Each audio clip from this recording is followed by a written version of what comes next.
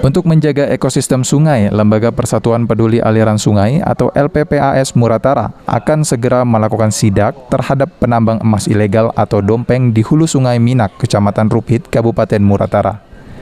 Ketua LPPAS Samsul Bahri mengatakan, saat ini keseluruhan tambang emas ilegal di hulu Sungai Minak yang aktif kurang lebih ada sebanyak 111 tambang, sehingga harus segera dilakukan tindakan agar tidak merusak ekosistem sungai. LPPAS Muratara sudah melakukan sosialisasi kepada masyarakat untuk menghentikan aktivitas tambang emas ilegal tersebut. Tetapi hingga saat ini tambang emas ilegal di hulu Sungai Minak masih saja beroperasi. Nah, sekarang ini LPPAS sangat ditugaskan berat sekali. Sekarang ini tambahan dari tugas LPPAS ini, masalah sungai ini sangat keruh.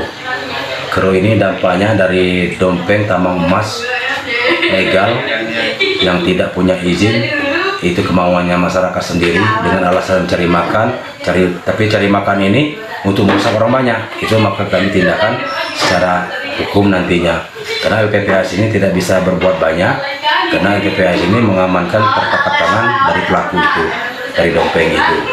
Jadi semuanya dompeng ini 289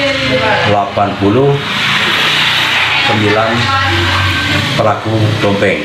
Ini LPPAS lebih aktif lagi untuk masalah dompeng tambang emas liar dan titik di Sungai Minak sekarang ini sudah menjadi-jadi.